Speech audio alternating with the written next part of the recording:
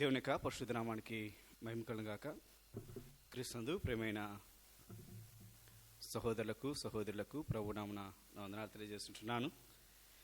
మరొకసారి కూడా దేవుని యొక్క వాక్యంతో మీ మధ్యకి రావటం, మీతో సహవాసం చేయటం చాలా సంతోషం. ఈ సమయంలో మనం కొన్ని నిమిషాలు దేవుని యొక్క వాక్యాన్ని మనం ధ్యానం చేద్దాం.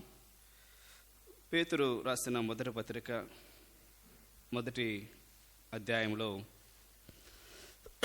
మొదటి 2 వచనాలలో పేతురు ఈ పత్రిక ఎవరికి రాస్తున్నాడు అన్న సంగతిని ఆయన తెలియజేశాడు. యేసుక్రీస్తు అపోస్తలుడైన పేతురు తండ్రి అయిన దేవుని భవిష్యత్ జ్ఞానమును బట్టి ఆత్మ వలన పరిశుద్ధత పొందిన వారై విధేయులొకటకు యేసుక్రీస్తు రక్తం వలన ప్రోక్షింపబడుటకును ఏర్పరచబడిన వారికి, అనగా పొంతు, గలతియా, కప్పదొకియా, ఆసియా, బితూనియా అను దేశములందు చెదిరిన వారిలో చేరిన యాత్రికులకు శుభమని చెప్పి వ్రాయినది మీకు కృపయు సమాధానమును విస్తరిల్లునుగాక. ప్రియులారా, పేతురు ఆయన ఒక పత్రిక రాశాడు. వారు చెదిరిన వారు అని దేవుని గ్రంథములో మనం చూస్తున్నాం. ఏర్పరచబడ్డవారు అనగా వారు రక్షించబడ్డవారు, అయినా వారు పలు దేశాలలో వారు చెదిరారు. యెరూషలేములో సంఘం ప్రారంభమైన తర్వాత మిక్కుటమైన శ్రమలు సంఘానికి కలిగాయి. యూదులైన వారు సంఘాన్ని హింసించారు, రోమీయులు అన్యులు కూడా సంఘాన్ని హింసించారు. ఆ హింసను బట్టి రక్షించబడిన దేవుని పిల్లలు పలు ప్రాంతాలకు, పలు దేశాలకు వారు చెదిరిపోయి ఆయా ప్రదేశాలలో వారు దేవుని వాక్యాన్ని ప్రకటించి వారు దేవుణ్ణి ఆరాధించేవారుగా వారున్నారు. అలాగూ చెదిరిపోయిన వారి ద్వారా కట్టబడిన సంఘమే రోమా పట్టణంలో ఉంటున్న సంఘం కూడా. ఇక్కడ పేతురు ఆయన ఈ చెదిరిన ఆ యొక్క విశ్వాసులైన వారికి, అనగా యెరూషలేములో జరిగిన హింసను బట్టి పలు ప్రాంతాలకు చెదిరిపోయి ఆయా స్థలాలలో ఉంటున్న విశ్వాసులకు ఆయన ఈ పత్రిక రాయటాన్ని మనం చూస్తూ ఉంటున్నాం. 13వ వచనం నుండి మనం చదివినప్పుడు, ఈ 13వ వచనం నుండి 2వ అధ్యాయం 10వ వచనం వరకు యొక్క వాక్య భాగంలో చెదిరిపోయిన విశ్వాసులు ఆయా స్థలాలలో వారు నివసిస్తూ దేవుని పని చేస్తూ వారు దేవునికి సాక్షులుగా సువార్త ప్రకటిస్తూ వారు ఉన్నప్పటికీ కూడా వారి జీవితంలో వారికి ఉండవలసిన కొన్ని బాధ్యతల గురించి జ్ఞాపకం చేశాడు. అంటే ఒక విశ్వాస యొక్క బాధ్యత ఏమిటి? విశ్వాసులుగా వారు ఆయా ప్రదేశాలలో వారు ఉన్నప్పటికీ కూడా దేవుడు వారందరికీ కూడా బాధ్యతలను ఆయన ఇచ్చాడు. మనమందరం కూడా ఇక్కడ ఉంటున్నాం. కొంతమంది ఉద్యోగపరంగా హైదరాబాద్ వెళ్ళారు, కొంతమంది చెన్నై, బెంగళూరు, అలాగే అమెరికా, వేరే దేశాలకు కూడా వెళ్తూ ఉంటున్నారు. ఆయా ప్రదేశాలలో మనం ఉన్నప్పటికీ కూడా, ఏ దేశంలో ఎక్కడ ఉన్నప్పటికీ కూడా దేవుడు మనకు కొన్ని బాధ్యతలు అనిచ్చాడు. రక్షించబడిన దేవుని యొక్క పిల్లలు ఈ సంగతులను మనము జ్ఞాపకము చేసుకునవలసిన వారంగా ఉంటున్నాం. అక్కడ విశ్వాసులైన వారికి, అనగా రక్షించబడిన దేవుని పిల్లలుగా విశ్వాసులుగా ఉంటున్న వారికి అపోస్తలుడైన పేతురు ఆయన వారి యొక్క బాధ్యతలు జ్ఞాపకం చేస్తుంటున్నాడు. వాటిని ఒక 4 బాధ్యతలు మీ ముందు నేను క్లుప్తముగా ఉంచి ఈ సమయంలో ముగించాలని కోరుకుంటూ ఉంటున్నాను. మొట్టమొదటిగా మనం చూసే ఒక బాధ్యత, అది 14-16 వచనాలు మనం చదువుతున్నాం. మొదటి అధ్యాయం 14-16 వచనాలు. నేను పరిశుద్ధుడనై ఉన్నాను గనుక మీరును పరిశుద్ధులై ఉండుడని వ్రాయబడి ఉన్నది. కాగా మీరు విధేయులకు పిల్లలై మీ పూర్వపు అజ్ఞాన దశలో మీకుండిన ఆశల అనుసరించి ప్రవర్తింపక మిమ్మును పిలిచిన వాడు పరిశుద్ధుడై ఉన్న ప్రకారము మీరును సమస్త ప్రవర్తన యందు పరిశుద్ధులై ఉండుడి. ఇక్కడ పేతురు వారికి వ్యక్తిగతమైన ఒక బాధ్యతను జ్ఞాపకం చేస్తున్నాడు. రక్షించబడిన విశ్వాసులైన వారు ఏ ప్రాంతంలో ఎక్కడ వారు ఉన్నప్పటికీ కూడా వారి యొక్క వ్యక్తిగతమైన బాధ్యత, పర్సనల్ రెస్పాన్సిబిలిటీ అదేమిటంటే పరిశుద్ధులుగా ఉండటం. నువ్వు ఎక్కడున్నా కూడా, నువ్వు ఉన్న ప్రదేశం ఏదైనప్పటికీ కూడా, ఏ దేశంలో ఎక్కడ నీవు నివసిస్తున్నప్పటికీ కూడా పరిశుద్ధులుగా జీవించు. ఇది విశ్వాసి యొక్క వ్యక్తిగత బాధ్యత. లేఖనాలలో మనం చూస్తాం కదా, దానియేలు, షడ్రక్, మెషక్, అబేద్నెగో అనే వారి గురించిన ఆ సంగతులు మొదటి అధ్యాయంలో మనం చూస్తూ ఉంటుండగా, వారు యూదా దేశంలో నుండి చెరపట్టబడ్డ వారిగా బానిసలుగా బబులోను దేశంలో ఉన్నప్పటికీ కూడా రాజు యొక్క ఆహారము భుజించి రాజు యొక్క పానమును, ఆ ద్రాక్షను తాగి తమ్మును తాము అపవిత్రపరచుకొనకూడదని వారు నిశ్చయించుకున్నారు, దృఢ నిశ్చయం చేసుకున్నారు. అంటే షడ్రక్, మెషక్, అబేద్నెగో అనబడే వీరు, దానియేలు, వీరందరూ కూడా యవన దశలో ఉంటున్నవారే, యవనులుగా ఉంటున్నవారే. కానీ పరిశుద్ధులుగా జీవించాలన్న ఆశ, ఆసక్తి, నిబద్ధత, ఒక విధమైన చెప్పాలంటే వారి యొక్క దృఢమైన పట్టుదల కలిగిన వారిగా వారు జీవించారు. ఇక్కడ పేతురు ఇదే సంగతి విశ్వాసులైన వారికి జ్ఞాపకం చేస్తుంటున్నాడు. రక్షించబడిన విశ్వాసులైన వారు పరిశుద్ధులుగా ఉండాలి. వ్యక్తిగత జీవితంలో వారు పరిశుద్ధత వారు కాపాడుకోవాలి. 14వ వచనంలో పాత నిబంధన లేవియాకాండంలో దేవుడు ఇశ్రాయేలు ప్రజలతో ఆయన చెప్పిన ఒక ఆజ్ఞను జ్ఞాపకం చేస్తుంటున్నాడు. మీ దేవుడినైన యెహోవానగు నేను పరిశుద్ధుడను, కాబట్టి మీరు కూడా పరిశుద్ధులై ఉండుడని లేవియాకాండంలో దేవుడు ఇశ్రాయేలు ప్రజలతో ఆయన మాట్లాడాడు.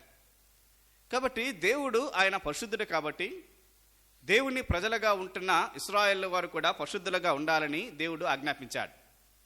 అదే ఆజ్ఞను ఇక్కడ మరలా కూడా పేతురు జ్ఞాపకం చేస్తూ ఆ విశ్వాసులైన వారికి ఆయన చెబుతున్న మాట ఏమిటంటే, అక్కడ నేను పరిశుద్ధున్నాను కనుక మీరును పరిశుద్ధులై ఉండండి వ్రాయబడి ఉన్నది. మీరు విధేయులకు పిల్లలై మీ పూర్వపు అజ్ఞాన దశలో మీకుండిన ఆశలను అనుసరించి ప్రవర్తింపక మిమ్మును పిలిచిన వాడు పరిశుద్ధుడై ఉన్న ప్రకారము మీరును సమస్త ప్రవర్తన యందు పరిశుద్ధులై ఉండుడి. మిమ్మల్ని పిలిచిన వాడు పరిశుద్ధుడు అని దేవుని గ్రంథం చెప్తుంటుంది. పిలిచిన దేవుడు ఆయన పరిశుద్ధుడని దేవుని గ్రంథం చెప్తుంటుంది. యేసుక్రీస్తు వారు ఆయన పరిశుద్ధుడు, పాపము లేనివాడు, పాపము ఎరగినవాడు, పాపము చేయనివాడు, పవిత్రుడు, నిర్దోషి, నిష్కల్మషుడు, పాపుల్లో చేరక ప్రత్యేకంగా ఉన్నవాడు అని సాక్ష్యం పొందినవాడు, నీతిమంతుడు అని తీర్పు తెచ్చబడ్డవాడు. కాబట్టి పిలిచిన దేవుడు ఆయన పరిశుద్ధుడు. 2వ తిమోతి పత్రిక 1వ అధ్యాయం 9వ వచనంలో పరిశుద్ధమైన పిలుపుతో ఆయన పిలిచాడు అని కూడా దేవుని గ్రంథం చెప్తుంటుంది. పిలిచిన దేవుడు పరిశుద్ధుడు, పిలిచిన పిలుపు పరిశుద్ధమైనది.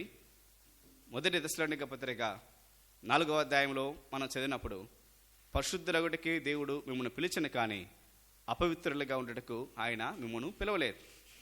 పిలిచిన ఉద్దేశము కూడా పరిశుద్ధులుగా ఉండట కొరకే దేవుడు ఆయన పిలిచాడు. పిలిచిన దేవుడు పరిశుద్ధుడు, పిలిచిన పిలుపు పరిశుద్ధమైన పిలుపు, పిలిచిన ఉద్దేశము కూడా పరిశుద్ధులుగా ఉండుట కొరకే దేవుడు ఆయన పిలిచాడు. ఇది విశ్వాస యొక్క వ్యక్తిగత బాధ్యత.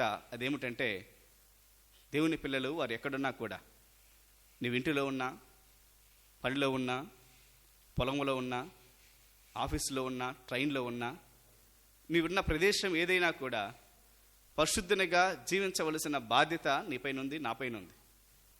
మనం ఎక్కడున్నా కూడా పరిశుద్ధులుగా ఉండాలని దేవుని యొక్క గ్రంథములో మనము హెచ్చరిస్తూ ఉంటున్నాం. మీ యొక్క పూర్వపు అజ్ఞాన దశలో మీకుండిన శరీర ఆశలను అనుసరించి ప్రవర్తింపకూడదు. ఒకప్పుడు క్రీస్తుని ఎరగక మునుపు, రక్షించబడక మునుపు మనమందరము కూడా పాపములోనే జీవించినవారు, పాపమును చేసినవారు. పాపము మన జీవితంలో ఒక భాగం. పాపాన్ని అనుభవించిన వారం, పాపాన్ని ఆస్వాదించిన వారు. కానీ రక్షించబడ్డ తర్వాత కూడా అలాగే కొనసాగటం అది సరికాదు. దేవుడు అలాగ కోరుకోవటం లేదు.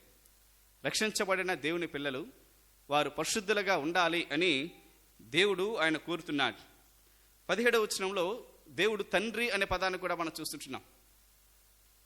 తండ్రి పరిశుద్ధుడు, కుమారులు పరిశుద్ధులుగా ఉండాలి. తండ్రి పరిశుద్ధుడైతే కుమారుడు కూడా పరిశుద్ధుడై, తండ్రి పరిశుద్ధుడు కాబట్టి కుమారుడు కూడా పరిశుద్ధులుగా జీవించాలి. కాబట్టి అక్కడ పేతురు వారికి జ్ఞాపకం చేస్తూ, మీ సమస్త ప్రవర్తన యందు మీరు పరిశుద్ధులుగా ఉండండి. సమస్త ప్రవర్తన యందు, మాటలో, చూపులో, ఆలోచనలో, క్రియలలో, అన్నింటిలో కూడా పరిశుద్ధత అవసరం. దేవుని గ్రంథంలో మనం చదువుతాం కదా, దేవా ఎన్నటెన్నటికీ పరిశుద్ధతయే నీ మందిరమునకు అనుకూలం.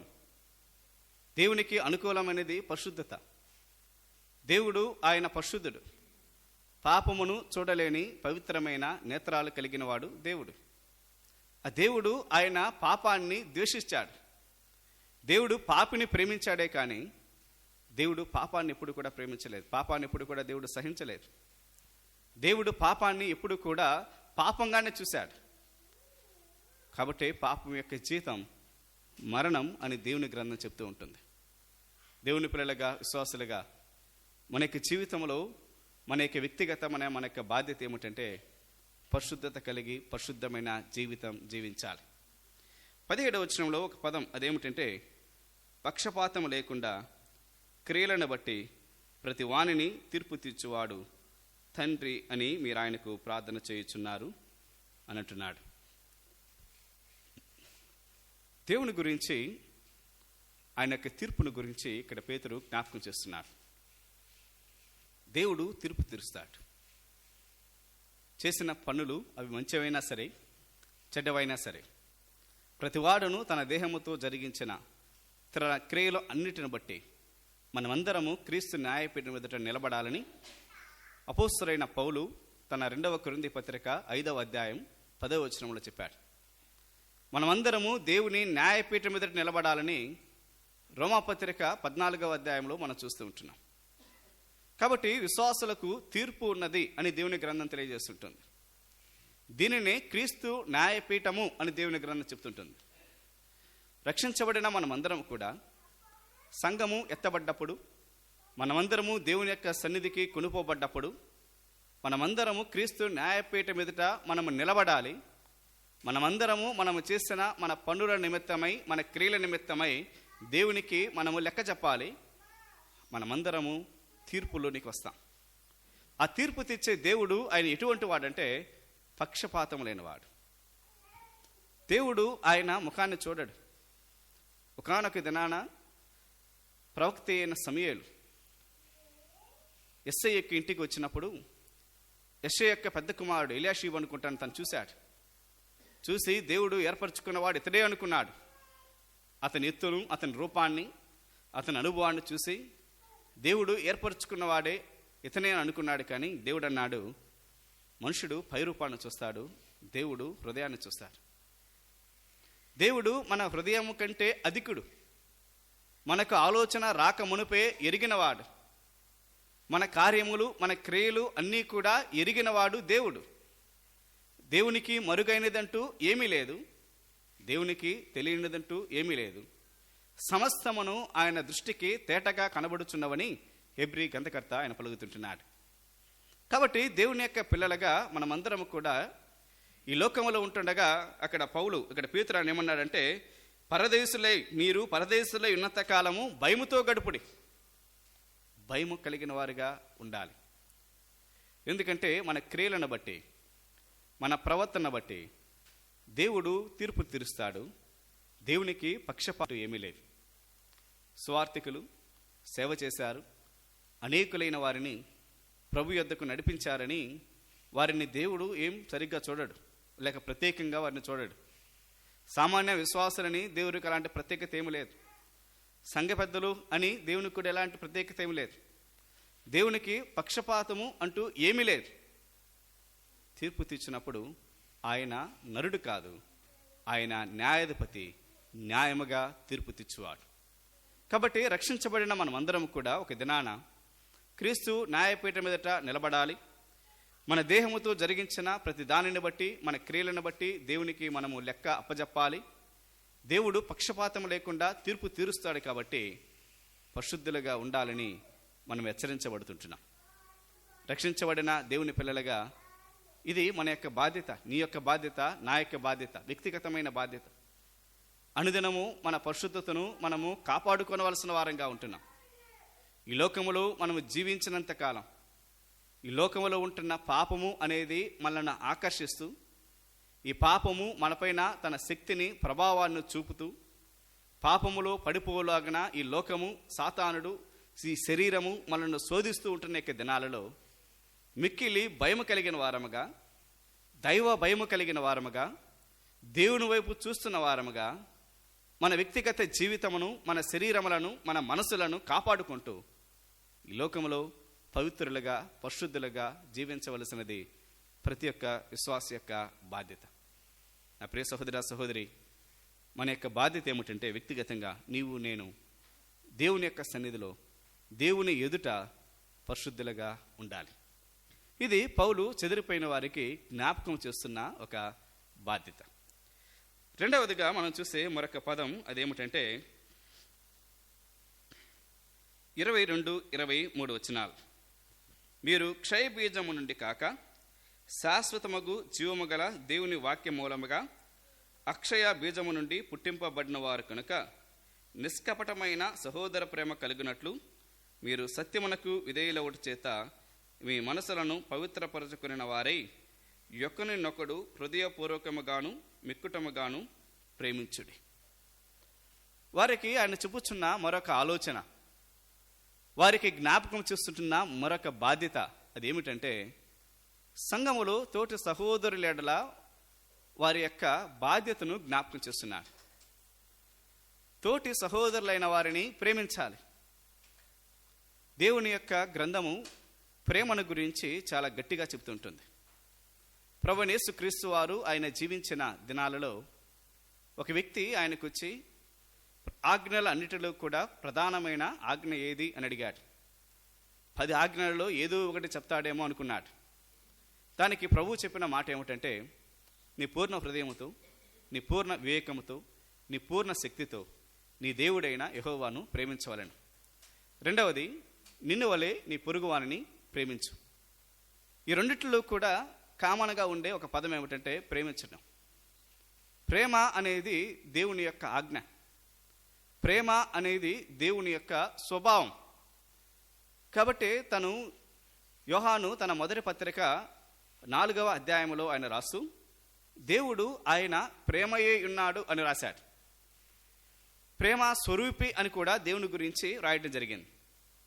దేవుడు ఆయన ప్రేమించాడు అని యోహాను తన పత్రికలో, తన సువార్తలను రాశాడు.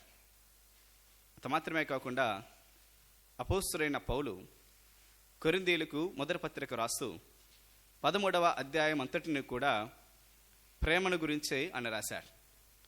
ప్రేమ యొక్క గొప్పతనం ఏమిటి, ప్రేమ యొక్క విశేషణం ఏమిటి అన్న సంగతుల గురించి, ప్రేమ అది ఎలాగో ప్రత్యక్షపరచబడింది అన్న సంగతి గురించి రాస్తూ చివరగా ప్రేమ యొక్క సుపీరియారిటీ, ప్రేమ ఎంత ఉన్నతమైనదో అన్న దాని గురించి మాట్లాడుతూ కాగా విశ్వాసము, నిరీక్షణ, ప్రేమ ఈ మూడును నిలుచును, వీటిలో శ్రేష్టమైనది ప్రేమే అన్నాడు. అన్నిటిలో శ్రేష్టమైనది ప్రేమ. ప్రేమ లేని వ్యక్తి తాను దేవుని ప్రేమించుచున్నానని ఒక వ్యక్తి చెప్తూ తన తోటి సహోదరుని తాను ప్రేమించకపోతే, ద్వేషించకపోతే తాను అబద్ధికుడు అని యోహాను తన పత్రికలో ఆయన రాశాడు. కాబట్టి ఇక్కడ ఈ యొక్క వాక్య భాగంలో అపోస్తలుడైన పేతురు ఈ సంఘస్థులైన వారికి, లేక చెదిరిపోయిన విశ్వాసాలుగా ఉంటున్న వారికి జ్ఞాపకం చేస్తున్న మరొక బాధ్యత ఏమిటంటే తోటి సహోదరులైన వారిని ప్రేమించండి. సహోదర ప్రేమ అనే దాని గురించి, సహోదర ప్రేమ కలిగినట్లు అంటూ ఒకరినొకడు హృదయపూర్వకముగాను మిక్కుటముగాను ప్రేమించండి. ప్రేమించేటప్పుడు ఎలాగో ప్రేమించాలో కూడా చెప్పబడింది. అర్ధ మనసుతో కాదు, ఏదో చూసి చూడనట్లుగా ఏదో కొంత ప్రేమించి కొంత ద్వేషించినట్టు కాదు, కానీ హృదయపూర్వకముగాను మిక్కుటముగాను ప్రేమించండి. దేవుని పిల్లలుగా మన యొక్క విశ్వాస జీవితంలో మన తోటి సహోదరులైన వారిని మనం ప్రేమించాలి. వారి ఎడల మన యొక్క ప్రేమను మనం చూపించాలి. వారిని ప్రేమించేదానికి ఒక మంచి ఉదాహరణ ఎవరంటే యేసుక్రీస్తు వారు. తన స్నేహితుల కంటే తన ప్రాణము పెట్టేవాడు ఇంకెవరు లేరు. అంతకంటే గొప్ప ప్రేమ ఏం లేదు. ప్రాణము పెట్టినంతగా ప్రేమించాడు. యోహాను తన మొదటి పత్రిక 3వ అధ్యాయంలో మనము కూడా మన సహోదరుల నిమిత్తమై ప్రాణము పెట్టబద్దులమై ఉన్నామని దేవుని గ్రంథం చెప్తుంటుంది. అంటే ప్రాణము కంటే ఎక్కువగా ప్రేమించమని దేవుడు ఆయన తెలియజేస్తుంటున్నాడు. సహోదర ప్రేమ అనేది చాలా ప్రాముఖ్యమైనది. మన చుట్టూ ఉంటున్నవారు, మన సంఘములో మనతో కూడా ఉంటున్నవారు, మన వారు ఎవరైతే మన సహోదరులుగా ఉంటున్నారో వారిని ప్రేమించాలి. అపోస్తలుడైన పౌలు దెస్సలోనికీయులకు పత్రిక రాస్తూ మొదటి పత్రిక 4వ అధ్యాయంలో అక్కడ ప్రేమను గురించి, దెస్సలోనికీయ సంఘములో ఉంటున్న విశ్వాసులు వారి యొక్క ప్రేమను గురించి ఆయన ఒక మాట వాడాడు. 10వ వచనం లేక 9వ వచనం నుంచి, సహోదర ప్రేమను గురించి మీకు రాయనక్కరలేదు, మీరు ఒకరినొకడు ప్రేమించుటకు దేవుని చేతనే నేర్పబడితిరి. అలాగుననే మాసిదోనియా అంతటా ఉన్న సహోదరులందరినీ ప్రేమించుచున్నారు. సహోదరులారా, మీరు ప్రేమయందు మరి అధికముగా మరి ఎక్కువగా అభివృద్ధి నొందుచుండవలనని వారి కొరకు వేడుకుంటూ ఉంటున్నారు. ఇక్కడ ఒక పదం అదేమిటంటే, సహోదర ప్రేమ గురించి మీకు రాయనవసరం లేదు అని చెప్తూ, మీరు ఒకరిని ఒకడు ప్రేమించుటలో దేవుని చేత నేర్పబడ్డారు. అంత మాత్రమే కాదు, 10వ వచనంలో మాసిదోనియా అంతటా ఉన్న సహోదరులను అందరినీ ప్రేమిస్తున్నారు. ఈ పదం గమనించాలి, అందరినీ ప్రేమించేవారు. మాసిదోనియా అనేది ఒక ప్రాంతం, ఒక ప్రదేశం. ఆ మాసిదోనియా ప్రదేశంలో ఉంటున్న ఒక పట్టణం ఈ యొక్క దెస్సలోనికీయ. ఈ దెస్సలోనికీయలో విశ్వాసులుగా ఉంటున్న వీరు ఎలాగున్నారంటే, మాసిదోనియా ఆ ప్రాంతంలో ఎంతమంది, ఏ సంఘాలలో ఎక్కడెక్కడ విశ్వాసులు ఎంతమంది ఉంటున్నారో అందరినీ ప్రేమిస్తున్నారు.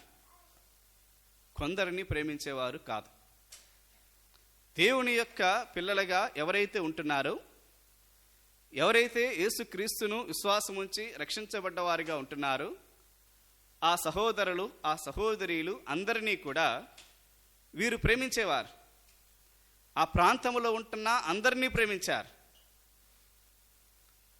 అందరినీ ప్రేమించే ఒక మంచి మనసు ఈ యొక్క విశ్వాసులు కలిగిన వారు.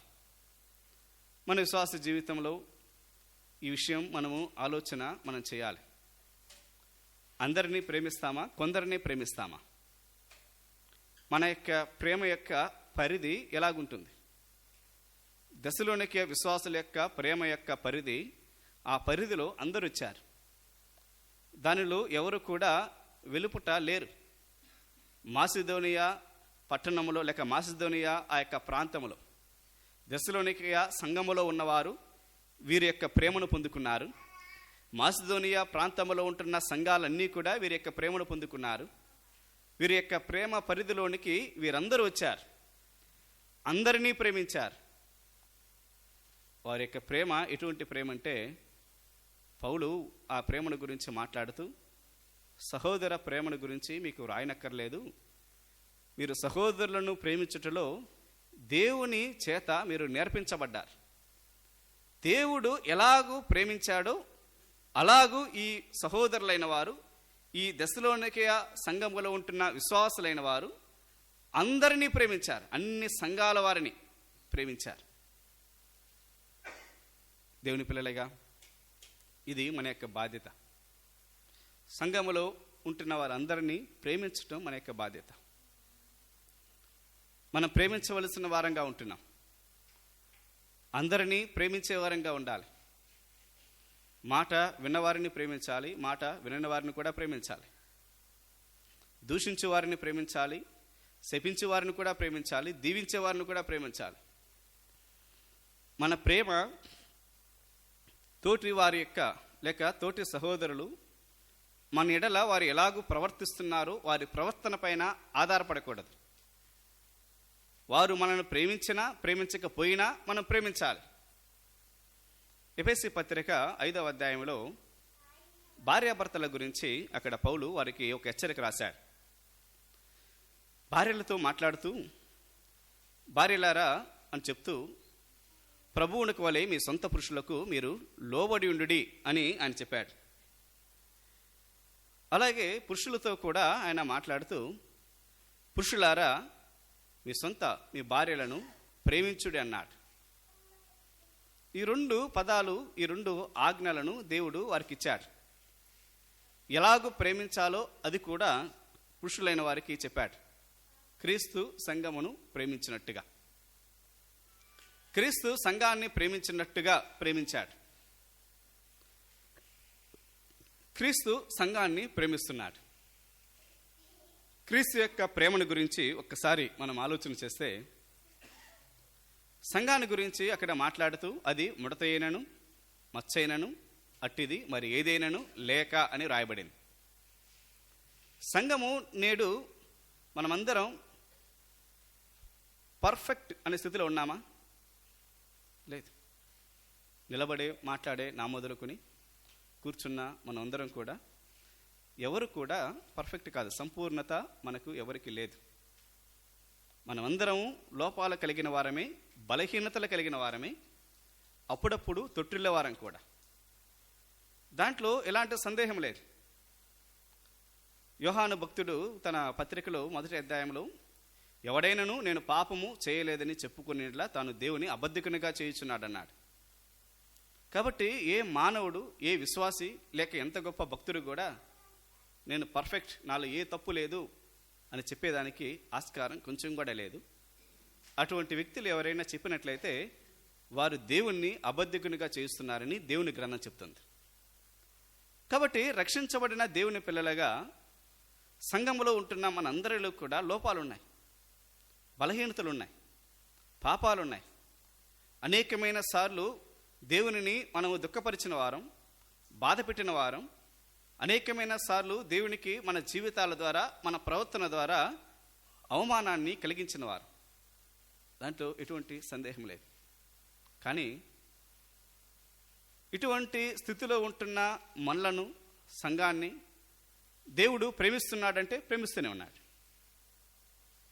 దేవుడేమన్నా మన ప్రవర్తన చూసి, మన జీవితాన్ని చూసి, మన సరిగ్గా లేమని, మన మాట వినట్లేదని, మన లోపాలున్నాయని, మన ఎడల తన యొక్క ప్రేమను దేవుడేమన్నా తగ్గించాడంటే అది కూడా లేదు. దేవుని యొక్క ప్రేమ అందరిడలా ఒకటిగానే ఉంది. దేవుని ప్రేమ ఎటువంటి ప్రేమ అంటే తన కుమారుని మన కొరకు బలిగా అప్పగించినంత ప్రేమ, కుమారుని ఇచ్చిన ప్రేమ. దేవుని ప్రేమలో ఏమాత్రం లోపం లేదు. సంఘములో లోపం ఉంది, మనలో లోపాలు ఉంటున్నాయి, కానీ దేవుని ప్రేమలో అయితే లోపం లేదు. దేవుడు మనల్ని ప్రేమిస్తూనే ఉన్నాడు. ఆయన మనల్ని విడువక ప్రేమిస్తూనే ఉన్నాడు. ఆయన మనల్ని శిక్షిస్తున్నప్పటికీ కూడా తండ్రి తాను ప్రేమించిన కుమారుని శిక్షించునని రాయబడింది. కొన్నిసార్లు కొంతమంది విశ్వాసులైన వారు పాపం చేసినప్పుడు దేవుడు శిక్షిస్తాడు. ఆ శిక్ష గురించి హెబ్రీ పత్రిక 12వ అధ్యాయంలో చెప్పబడ్డ మాట ఏమిటంటే, తండ్రి తాను ప్రేమించు కుమారుని శిక్షించినట్లు అన్నాడు. ప్రేమించే పిల్లలను దేవుడు శిక్షిస్తాడు. అంటే దేవుని యొక్క శిక్షలో కూడా ప్రేమ ఉంది. అంటే మన బలహీనతలను బట్టి దేవుని యొక్క ప్రేమలో మార్పు ఏ మాత్రం లేదు. ఆ క్రీస్తు ప్రేమ, అదే ప్రేమనే ఇక్కడ మనం చూస్తూ ఉంటున్నాం. దేవుని పిల్లలుగా మన యొక్క జీవితంలో మన యొక్క ప్రేమ అటువంటి ప్రేమగా ఉండాలి. సహోదరులైన వారిని ప్రేమించే విషయంలో ఎదుటి వారి యొక్క బలహీనతలను చూసి మన ప్రేమలో మార్పు రాకూడదు. ఎదుటి వారి యొక్క లోపాలను చూసి మన యొక్క ప్రేమలో మార్పు అనేది ఉండకూడదు. ఇక్కడ అపోస్తుడైన పేతురు సహోదరులైన వారికి ఆయన రాస్తూ, చెదిరిపోయిన దేవుని పిల్లలైన వారికి రాస్తూ, వారి యొక్క బాధ్యతని జ్ఞాపకం చేస్తూ, మీరు సహోదరులను ప్రేమించండి, హృదయపూర్వకంగా ప్రేమించండి, మిక్కుటముగా ప్రేమించండి, క్రీస్తు ప్రేమించినట్లుగా ప్రేమించండి, అందరినీ ప్రేమించండి. కొందరిని కాదు, మనకు అనుకూలమైన వారు, మనవారు, మన మాట వినేవారు, వీరు మనకు సరిపోతారంటే, మన మాట వినేవారంటే, లేక వీరు మనకు మంచివారు అనిపిస్తే వారిని ప్రేమించడం కాదు. మనం మంచివారమైనా మంచివారమ కాకపోయినా దేవుడు ప్రేమించాడు. ఆ దేవుని ప్రేమ మార్పు లేని ప్రేమ. ఆ దేవుని ప్రేమ మన యొక్క ప్రవర్తన పైన ఆధారపడని ప్రేమ. ఆ ప్రేమను సహోదరులుగా ఒకరేడల ఒకరు మనం చూపాలని దేవుని గ్రంథం తెలియజేస్తుంది. హృదయపూర్వకంగా ప్రేమించండి, మిక్కుటముగా ప్రేమించండి. ఇది సంగమగా విశ్వాసులైన వారికి దేవుడు ఇచ్చిన బాధ్యత. మూడవదిగా మరొక కూడా 2వ అధ్యాయంలో జ్ఞాపకం చేశాడు. 2వ అధ్యాయం 5వ వచనం, యేసుక్రీస్తు ద్వారా దేవునికి అనుకూలములగు ఆత్మ సంబంధమైన బలులు అర్పించుటకు పరిశుద్ధ యాజకులుగా ఉండినట్లు మీరును సజీవమైన రాళ్ల వలె ఉండి ఆత్మ సంబంధమైన మందిరముగా కట్టబడుచున్నారు. పరిశుద్ధ యాజకులు అనే పదాన్ని మనం ఇక్కడ చూస్తూ ఉంటున్నాం. ఈ విశ్వాసుల గురించి మీరు పరిశుద్ధ యాజకులు అన్నాడు. ఇక్కడ వారికి జ్ఞాపకం చేస్తున్న మరొక బాధ్యత ఏమిటంటే, దేవుని ఎడల వారికి ఉంటున్న బాధ్యతని జ్ఞాపకం చేస్తున్నాడు. ముందుగా వ్యక్తిగతంగా వారి బాధ్యత పరిశుద్ధంగా ఉండాలి. రెండవది సంఘపరమైన వారి యొక్క బాధ్యత సహోదరులైన వారిని ప్రేమించాలి. మూడవదిగా దేవుని ఎడల వారికి ఉంటున్న బాధ్యత ఏమిటంటే పరిశుద్ధ యాజకులుగా ఉండాలి. రక్షించబడిన మనమందరము కూడా రాజులైన యాజక సమూహము అని ఇదే పత్రికలో 2వ అధ్యాయం 9వ వచనంలో మనం చూస్తాం.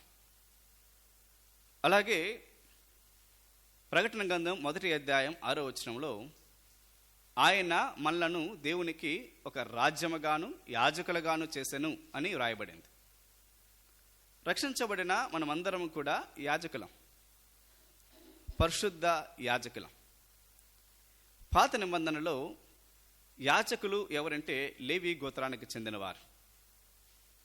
ఈ లేవి గోత్రికులైన వారి యొక్క పని ఏమిటంటే దేవుని మందిరంలో పరిచర్య, సేవ చేయాలి. అనుదినము వారు దేవుని మందిరానికి రావాలి. అనుదినము వారు దేవుని మందిరములో ధూపం వేయాలి. ప్రతిరోజు వారు దేవుని మందిరములో బలులు అర్పించాలి.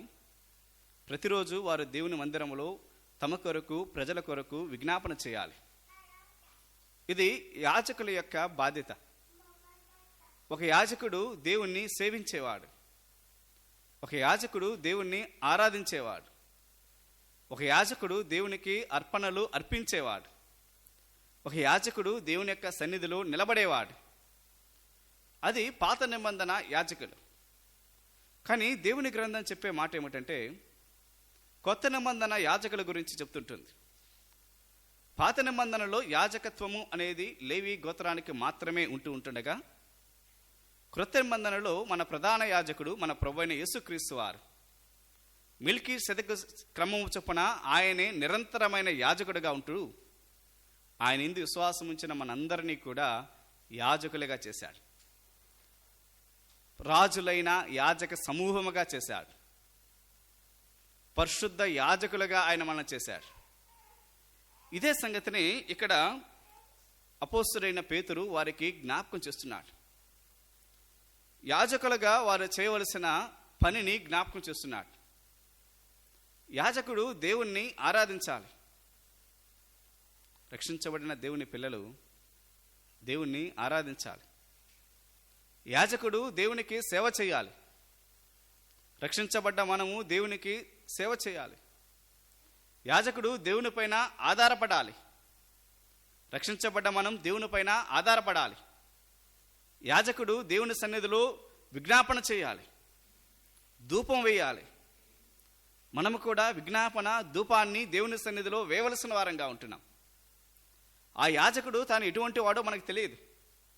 ఏలీ దినాలలో ఉన్న యాజకులు భ్రష్టులు. కానీ కొత్త నిబంధన యాజకులు భ్రష్టులు కాదు, పరిశుద్ధ యాజకులుగా ఉండాలని దేవుడు కోరుకుంటున్నాడు. మనందరికీ కూడా ఆ యొక్క పరిశుద్ధమైన యాజకుడు అనే ఒక బాధ్యతను దేవుడిచ్చాడు. దేవునికి మనము అర్పణలు, బలులు అర్పించాలి. 5వ వచనంలో యేసుక్రీస్తు ద్వారా దేవునికి అనుకూలము ఆత్మ సంబంధమైన బలులు అర్పించాలి. మన అర్పణ దేవునికి అనుకూలముగా ఉండాలి. అది ఆత్మ సంబంధమైనదిగా ఉండాలి. పాత నిబంధన యాజకుడు గొర్రెలను, ఎడ్లను, మేకలను, పావురపు పిల్లలను నైవేద్యమును దేవుని సన్నిధికి తీసుకుని వచ్చి బలి అర్పిస్తూ ఉంటుండగా, కొత్త నిబంధన యాజకుడిగా ఉంటున్న మనము దేవునికి అర్పించే అర్పణ ఆత్మ సంబంధమైన అర్పణ. ఈ అర్పణ గురించి హెబ్రీ పత్రిక 13వ అధ్యాయంలో మన జిహ్వాఫలము అర్పించుదుము అని రాయబడింది. స్తుతి యాగము అనే పదాన్ని మనం చూస్తూ ఉంటున్నాం. మన యొక్క పెదవులను మనము దేవునికి అర్పించాలి. అది దేవుడు కోరుకుంటున్న అర్పణ. దేవుడు మన యొక్క స్తుతులను ఆయన కోరుకుంటున్నాడు. రక్షించబడిన దేవుని యొక్క బిడ్డ తాను యాజకుడిగా తాను చేయవలసిన దేవుని ఎడల తన యొక్క బాధ్యత ఏమిటంటే, దేవుడు ఇచ్చిన రక్షణను బట్టి దేవుడు ఆయన రక్షించాలి కదా, ఆ రక్షణను బట్టి దేవుని స్తుతించాలి, అనుదినము స్తుతించాలి. స్తుతి అంటే మనం అనేకమైన సార్లు అనుకునేది ఆదివారం స్తుతులు చెల్లించడం. కానీ స్తుతి అనే దాని గురించి 2 విధాలైన స్తుతుల గురించి మనం చూస్తాం. ఒకటి వ్యక్తిగతమైన స్థుతి, రెండవది సంఘపరమైన స్థుతి. సంఘముగా ప్రతి ఆదివారం ప్రభువును ఆరాధించుటకు, రొట్టె విరుచుటకు మనం వచ్చి ఉంటుండగా, సహోదరులుగా ఉంటున్న మనం నోరు తెరిచి ప్రభువును స్తుతిస్తున్నాం. సహోదరులు మన హృదయాలలో ప్రభువుని స్తుతిస్తున్నాం. ఇది మన యొక్క జిహ్వ ఫలమును, ఇంగ్లీష్లో ఫ్రూట్ ఆఫ్ ద లిప్స్ అని ఉంది. మన యొక్క జిహ్వ ఫలాలను, మన అర్పణను దేవునికి స్తుతి యాగముగా అర్పించటం. మరొకటి వ్యక్తిగతముగా దేవుని స్తుతించటం. అనుదినము, అనుక్షణము దేవుడు పాపము నుండి రక్షించి తన కుమారుని మన కొరకు బలిగా అర్పించాడు, మన పాపము నుండి మనం రక్షించుట కొరకు. ఆ క్రీస్తు యొక్క శిలువ మరణాన్ని, ఆయన పునరుద్ధానాన్ని, దేవుని ప్రేమను జ్ఞాపకం చేసుకుని నిత్య నరకానికి వెళ్ళవలసిన నిన్ను నన్ను ఆయన రక్షించాడు. కాబట్టి కృతజ్ఞత కలిగిన వారంగా దేవుని స్తుతించాలి. ఇది అనుదినము మనం చేయవలసిన పని. ప్రతిరోజు, ప్రతి సమయంలో కూడా రక్షించబడిన దేవుని యొక్క పిల్లలు పరిశుద్ధ యాజకులుగా, మెల్కీసెదెకు యొక్క యాజకత్వం ఏమిటంటే నిరంతరమైన యాజకుడు. ఆ క్రమంలో మనము ఉంటుండగా నిరంతరము మనము దేవుణ్ణి స్తుతించాలి. దేవుడు ఇచ్చిన రక్షణను బట్టి, దేవుని కుమారుడైన యేసు క్రీస్తు వారిని బట్టి దేవుణ్ణి స్తుతించాలి. ఆయన లేకపోతే, ఆ ప్రభువే ఆయన ఈ లోకమునకు దేవుడు మానవుడిగా దిగిరాకపోతే, నా ప్రియ సహోదర సహోదరి, కోట్ల కొలది ప్రజలు నేటికి నరకానికి వెళ్ళి ఉండేవారు. అందులో మన పితరులు ఉండేవారు, కొద్ది రోజుల తర్వాత మనం కూడా ఉండేవారు. కానీ దేవుడు తన కృప చొప్పున తన ప్రేమను మన ఎడల చూపించి, తన మహాప్రేమ చేత తన కుమారుని మన కొరకు బలిగా అర్పించాడు. ఆ కుమారుడైన యేసు క్రీస్తు వారిని జ్ఞాపకం చేసుకుని, ఆ కుమారుని బట్టి, ఆ జీవాధిపతి అయిన యేసు క్రీస్తు వారు శిలువలో మన పాపముల కొరకు వధించబడిన ఆ దేవుని కుమారుని బట్టి దేవునిని స్తుతించాలి. కృతజ్ఞత కలిగిన వారంగా, హృదయములో కృతజ్ఞతతో నిండిన వారంగా, ప్రభువా నీవిచ్చిన రక్షణకై నీకే స్తోత్రములు. ఇది వ్యక్తిగతంగా ప్రతి దినము మన దేవుని స్తుతించాలి, ప్రతి క్షణము దేవుని స్తుతించాలి. ఇక్కడ ఈ అర్పణ, వీటి గురించి మనం చూస్తూ ఉంటుండగా, పరిశుద్ధ యాజకులుగా మనము మన యొక్క జిహ్వ ఫలాలు, మన యొక్క స్తుతులను అర్పించాలి. అపోస్తలుడైన పౌలు ఆయన రోమీయులకు రాసిన పత్రిక 12వ అధ్యాయం మొదటి 2 వచనాలలో మనం చూస్తూ ఉంటుండగా, అక్కడ మరొక యాగాన్ని గురించి కూడా చెప్పబడింది. ఆ యొక్క యాగము అది సజీవ యాగం. ఏమిటి ఆ యొక్క సజీవ యాగము అని దేవుని గ్రంథం చెబుతుందంటే, ఆ సజీవ యాగము అక్కడ మనం చూసినప్పుడు, కాబట్టి సహోదరులారా, పరిశుద్ధమును దేవునికి అనుకూలమైన సజీవ యాగముగా మీ శరీరములను ఆయనకు సమర్పించుకొనుడని దేవుని వాత్సల్యమును బట్టి మిమ్మును బతిమాలుకొనుచున్నాను. ఇట్టి సేవ మీకు యుక్తమైనది. యాజకుడు చేయవలసిన యుక్తమైన సేవ.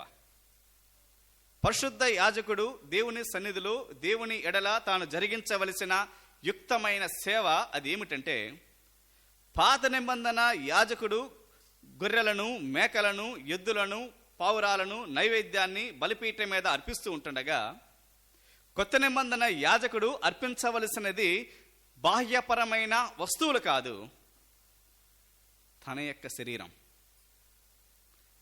తన శరీరమును ఆ బలిపీఠం మీద ఉంచాలి. సజీవమైన యాగముగా ఆ యొక్క శరీరము బలిపీఠం మీద ఉంచాలి. రోమాపత్రిక 6వ అధ్యాయంలో దేవుని విషయమై సజీవులుగాను పాపం విషయమై మృతులుగాను మిమ్మల్ని మీరే ఎంచుకుని రాయబడింది. అంటే దాని అర్థం ఏమిటంటే మన యొక్క దేహము సజీవ యాగముగా క్రీస్తుకు అప్పగించబడి పాపము విషయమై అది బలిగా చేయబడింది, పాపము విషయమై మృతమైనదైంది, క్రీస్తు విషయమై సజీవముగా ఉంటున్నాం. రక్షించబడిన దేవుని యొక్క పిల్లలుగా ఉంటున్న మనం మన దేహాన్ని సజీవ యాగముగా దేవునికి అర్పించవలసిన వారు. కొరింథీ పత్రికలో మనందరికీ తెలిసిన వాక్య భాగమే, మొదటి పత్రిక 3:16. మీరు దేవుని ఆలయమై ఉన్నారని, దేవుని ఆత్మ విలువ నివసించుచున్నారని మీరు ఎరుగరా? మీరు మీ సొత్తు కారు విలువ పెట్టి కొనబడ్డవారు. ఏంటా విలువ? ఈ పేతురు పత్రికలో ఆయనకి విలువను గురించి తెలియజేస్తూ, వెండి బంగారాల వంటి క్షయ వస్తువుల చేత మీరు విమోచించబడలేదు, అమూల్యమును నిర్దోషమును నిష్కలంకమగు గొర్రెపిల్ల వంటి క్రీస్తు రక్తము చేత మీరు విమోచించబడ్డారు. క్రీస్తు తన రక్తమును ఆయన కార్చి మన యొక్క దేహాలను ఆయన కొన్నాడు, మనలను ఆయన కొన్నాడు. మన యొక్క దేహము మంద కాదు, ఇది దేవుడు ఆయన కొన్న దేహం. ప్రభు ఆయన ఏం కోరుకుంటున్నాడంటే, కొన్నా కూడా ప్రభు మన పైన తన అధికారాన్ని చూపించట్లేదు. దేవుడు కొన్నాడు, కొన్న వ్యక్తి నాది అంటాడు, తన అధికారాన్ని చూపించవచ్చు, తన అధికారమును తన శక్తిని చూపించి లోపరుచుకోవచ్చు. కానీ దేవుడు ఎప్పుడు కూడా అధికారాన్ని శక్తిని చూపించి లోపరుచుకోడు. దేవుడు కోరుకుంటుంది ఏంటంటే మనలను మనమే అర్పించుకోవాలని కోరుకుంటున్నాడు. అంటే స్వచ్ఛందంగా దేవునికి మనలను మనం అర్పించుకోవాలి, అధికారికి లోబడాలని కోరుకుంటున్నాడు. ఆయన మనకు దేవునికి మనం చేసే సేవ ఎటువంటి సేవగా ఉండాలని దేవుడు కోరుకుంటున్నాడంటే స్వచ్ఛందంగా చేయాలని కోరుకుంటున్నాడు, బలవంతంతో కాదు. కొన్నంత మాత్రాన నిన్ను బలవంత పెట్టేవాడు దేవుడు కాదు. స్వచ్ఛందంగా ఇష్టపూర్వకంగా నీవు ఆయనకు సేవకుడిగా ఉండాలి, సేవ చేయాలని దేవుడు కోరుకుంటున్నాడు.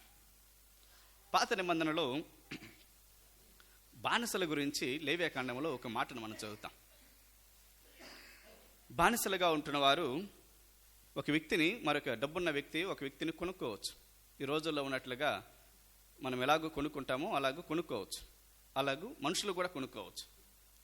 అట్లా కొనుక్కున్న సమయంలో ఒక యూదుని కొనుక్కుంటే 7 సంవత్సరాల తర్వాత లేక సునాద సంవత్సరం వచ్చినప్పుడు వారిని విడిపించాలి, అది క్రమం.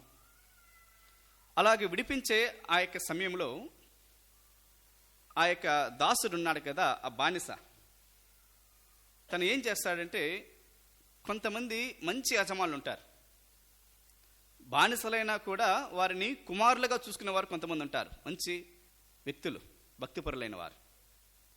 ఆ బానిసకు తన యజమానుడు మంచివాడు అని అనిపిస్తే, నా యజమానుడు నన్ను కుమారుడిలో చూసుకుంటున్నాడు, నా యజమానుడికి నేను నా జీవితాంతం నేను దాస్యం చేస్తానంటే తను ఏం చేయాలంటే, తన చెవుని ఆ యొక్క తలుపుకి తీసుకెళ్ళి ఒక పోకరుతోటి ఆ తలుపుకి చీలతో కొట్టాలి.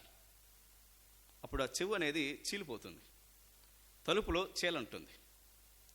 ఈ గుర్తు అది ఏం తెలియజేస్తుందంటే యజమానుని యొక్క మంచితనాన్ని తెలియజేస్తుంది. అలాగే ఆ సేవకునికి ఉంటున్న ఈ గుర్తు అతని యొక్క స్వచ్ఛందంగా ఇష్టపూర్వకంగా తాను యజమానునికి తాను సేవ చేస్తున్నాడు జీవితాంతం. తనకెప్పుడు కూడా మరలా ఒక్కసారి ఆ తలుపుకు చెవుల నుంచి చీల గుట్టిన తర్వాత తనకెప్పుడు మళ్ళీ 7 సంవత్సరాలకు 50 సంవత్సరాలకు విడుదల ఉండదు. జీవితాంతం నేను ఆయనకు దాసుడిగా ఉంటానని తెలియజేస్తుంది. తనకు విడుదల పొందుకుని తన స్వతంత్రంగా వెళ్ళే అవకాశం ఆ దాసుడికి ఉన్నప్పటికీ కూడా ఆ దాసుడు స్వచ్ఛందంగా ఇష్టపూర్వకంగా తన చెవికి ఆ రంధ్రము గాయము పడునంతగా ఆ బాధను అనుభవించి కూడా తనకు సేవ చేశాడు జీవితాంతం. అటువంటి సేవ, అటువంటి స్వచ్ఛందమైన పరిచర్యనే దేవుడు కోరుతున్నాడు మన యొద్ద నుంచి. దేవుడు మనల్ని కొన్నంత మాత్రాన బలవంత పెట్టడు. నిన్ను కొన్నంత మాత్రాన నువ్వు నాకు దాసుడు కాబట్టి లోబడు, అని దేవుడు నీ పైన ఏ రోజు కూడా తన అధికారాన్ని చూపించడు, కానీ ఇష్టపూర్వకంగా దేవునికి సేవ చేయాలంటాడు. పరిశుద్ధము అనుకూలమైన సజీవ యాగముగా మనలను ఆయనకు అర్పించుకోవాలి. మరొక అర్పణ ఫిలిప్పీ పత్రికలో మనం చదివినప్పుడు అక్కడ మనం చూసేది ఏమిటంటే కానుకలు అనే పదాన్ని కూడా మనం చూస్తుంటున్నాం. 4వ అధ్యాయం 18వ వచనం, నాకు సమస్తమును సమృద్ధిగా కలిగి ఉన్నది, మీరు పంపిన వస్తువులు ఎప్పప్రీతి వలన పుచ్చుకొని ఏమీ తక్కువ లేకున్నాను, అవి మనోహరమైన సువాసనయు దేవునికి ప్రీతికరమును ఇష్టమైన యాగములనై ఉన్నవి. మనం అర్పించే ఆ కానుకలు కూడా దేవునికి సువాసన ఇష్టమైన యాగాలు. దేవుని పిల్లలుగా కానుకలు వేసేటప్పుడు మనం దేవునికి అర్పిస్తున్నాం అన్న సంగతి జ్ఞాపకం ఉంచుకోవాలి. అవి దేవునికి మనోహరమైన సువాసనగా ఉండాలి, ఇష్టపూర్వకమైన యాగాలుగా ఉండాలి. చల్లని నోట్లను తీసుకొచ్చి మందిరంలో పడేసే వారంగా ఉండకూడదు. ఎట్టంటట్టు కొంతమంది మంచిదే 100 రూపాయలు దాన్ని ఈ టిష్యూ పేపర్ని తీసుకు లోపలేస్తారు. దేవునికి నువ్వు ఇచ్చేటప్పుడు గౌరవంగా ఇవ్వు. దేవుడు నువ్వు ఎంత ఇస్తున్నావు అనే దాన్ని ఎప్పుడు దేవుడు చూడు. దేవునికి ఎప్పుడు కూడా ఏ కుదవ లేదు. దేవుని పనికి డబ్బు అవసరం నిజమే, అది కాదనట్లేదు, కానీ దేవుడు నువ్వు ఎంత ఇస్తున్నావు అనేది ఎప్పుడు చూడడు, కానీ నువ్వు ఎలాగిస్తున్నావు అనేది మాత్రం దేవుడు చూస్తాడు. నీ మనసు ఏంటని దేవుడు చూస్తాడు. ఆ పేద విధవరాలు ఇచ్చింది 2 కాసులే, కానీ ఆమెను దేవుడు గణపరిచాడు. కాబట్టి దేవునికి మనము అర్పణ ఇచ్చేటప్పుడు దేవునికి ప్రీతికరమైన రీతిలో, దేవుడు అంగీకరించే స్థితిలో పరిశుద్ధ యాజకులుగా దేవునికి మన యొక్క కానుకలు కూడా అర్పించాలి. ఇక్కడ పరిశుద్ధ యాజకుడిగా మన యొక్క బాధ్యత దేవుని ఎడల మన యొక్క బాధ్యత ఏమిటంటే, యాజకులుగా మనము మన యొక్క స్తుతులను మనము దేవునికి అర్పణగా అర్పించాలి. యాజకులుగా మన యొక్క శరీరాలను సజీవ యాగముగా ప్రభువుకి అర్పించాలి. యాజకులుగా మన కానుకలను కూడా దేవునికి ప్రీతికరమైన రీతిలో అర్పించాలి. ఇది దేవుని ఎడల మనకుంటున్న బాధ్యత. 4వదిగా సమాజం ఎడల లోకం ఎడల మనకున్న బాధ్యత గురించి 9వ వచనం, అయితే మీరు చీకటిలో నుండి ఆశ్చర్యకరమైన తన వెలుగులోనికి మిమ్మల్ని పిలిచిన వాని గుణాతిశయములను ప్రచురము చేయు నిమిత్తము ఏర్పరచబడిన వంశమును, రాజులైన యాజక సమూహమును, పరిశుద్ధ జనమును, దేవుని సొత్తైన ప్రజలనై ఉన్నారు. మిమ్మును పిలిచిన వాని గుణాతిశయములను ప్రచురము చేయ నిమిత్తం. లోకమేట్ల మనకి బాధ్యత ఏమిటంటే, మనలను పిలిచిన వారిని ప్రచురించాలి. మనం పిలువబడ్డాం, చీకటిలో నుండి ఆశ్చర్యకరమైన వెలుగులోనికి పిలువబడ్డాం, మరణములో నుండి జీవములోనికి దాటించబడ్డాం. మనము నాశనానికి పోతూ ఉంటుండగా దేవుడు కృపచేత మనల్ని పిలిచాడు, రక్షించాడు. మనలను రక్షించుట కొరకు దేవుడు తన కుమారుడు యేసుక్రీస్తు వారిని ఈ లోకానికి పంపాడు. దేవుడు నరుడుగా ఈ లోకములో 2000 సంవత్సరాల క్రితం జన్మించాడు. కన్య మరియ గర్భములో ఆయన జన్మించాడు. నా యందు పాపమున్నదని మీరు ఎవరైనా నిరూపించగలరా, స్థాపించగలరా అన్నాడు. అందరూ మౌనంగా ఉన్నారు. ఆయన నీతిమంతుడు అని తీర్పు తెచ్చబడ్డాడు. ఆయన పరిశుద్ధుడు అని పిలువబడ్డాడు. ఆయన పవిత్రుడు, నిర్దోషి, నిష్కల్మషుడు, పాపుల్లో చేరక ప్రత్యేకంగా ఉన్నవాడని చెప్పబడ్డాడు. ఆ యొక్క ప్రభు మనందరి పాపాలు తనపైన వేసుకున్నాడు. సర్వ మానవాళి యొక్క పాపమును తాను భరించాడు. యేసుక్రీస్తు వారు ఆయన మనందరి పాపములను మ్రాను మీద మోసుకొనెను అని 2వ అధ్యాయంలో మనం చూస్తుంటున్నాం. శిలువ మానుపైన మన పాపములు ఆయన తనపైన వేసుకుని ఆయన మోసుకున్నాడు. పాపమెరుగని ఆయన మన నిమిత్తమై పాపముగా చేయబడ్డాడు. శాపగ్రాహిగా ఆయన శిలువ పైన వేలాడదీయబడ్డాడు. మన శాపాన్ని భరించాడు. సర్వమానవాళి యొక్క పాప పరిహారార్థమై నిర్దోషమైన తన యొక్క రక్తాన్ని శిలువలో ఆయన చిందించాడు. ఆయన చనిపోయాడు, సమాధి చేయబడ్డాడు, 3వ రోజున తిరిగి లేచాడు. ఆ యొక్క యేసు క్రీస్తును ఎవరైతే విశ్వాసం ఉంచుతారో, యేసు ప్రభు అని ఎవరైతే తమ నోటితో ఆయన ఒప్పుకుంటారో, ఆయన యందు తమ యొక్క విశ్వాసాన్ని, నమ్మకాన్ని వారు వ్యక్తపరుస్తారో, వారు రక్షించబడతారు, నరకము నుండి తప్పించబడతారు, వారు నిత్య జీవాన్ని పొందుకుంటారు. ఇది మన ప్రభు అయిన యేసు క్రీస్తు వారి యొక్క గుణాతిశయం. ఆయన గుణాతిశయాలు అనేకమైన ఉన్నప్పటికీ కూడా ఆయన జననం అది విశేషమైనది, ఆయన జీవితం విశేషమైనది, ఆయన మరణం విశేషమైనది, ఆయన పునరుద్ధానం కూడా విశేషమైనది. ఆ క్రీస్తును ఎవరైతే నమ్ముతారో, ఎవరైతే పాపములు ఒప్పుకొని పాపం విడిచిపెట్టి పాప క్షమాపణ పొందుకుంటారో, ఆయన వారి పాపాలు క్షమించి వారిని రక్షిస్తాడు, నరకము నుండి తప్పిస్తాడు, నిత్య జీవాన్ని వారికి అప్పగిస్తాడు. సంఘముగా మన యొక్క బాధ్యత, విశ్వాసిగా మన యొక్క బాధ్యత, లోకానికి ఆ దేవుని కుమారుడైన యేసు క్రీస్తు వారిని ప్రచురించాలి. ఆయన ప్రేమను చెప్పాలి. ఆయన ఎంతగా ప్రేమించాడో, ఆయన ఎంతగా దేవుడు తన ప్రేమను మనలో చూపించాడో ఆయన ప్రేమను ప్రకటించాలి. ఆయన సిలువలో పొందిన ఆయన మరణాన్ని, ఆయన పునరుద్ధానాన్ని ప్రకటించాలి, ప్రచురం చేయాలి. ఇది మన యొక్క బాధ్యత. నా ప్రియ సహోదర సహోదరి, ఇక్కడ ఉన్న వారికి ఎవరైనా కూడా యేసుక్రీస్తు వారిని అంగీకరించకపోతే, ఈ యొక్క మైక్ ద్వారా వింటున్న వారు కూడా ఎవరైనా కూడా ఇంకా ప్రభువుని అంగీకరించకుండా, అలాగే ఇంకా పాప జీవితంలో నీవు కొనసాగుతూ ఉంటే, నా ప్రియ సహోదర సహోదరి, నిన్ను రక్షించుట కొరకే దేవుడు నరుడుగా ఈ లోకానికి దిగి వచ్చాడు. ఈ లోకంలో అందరూ నిన్ను త్రోసివేయని దేవుడు ఆయన.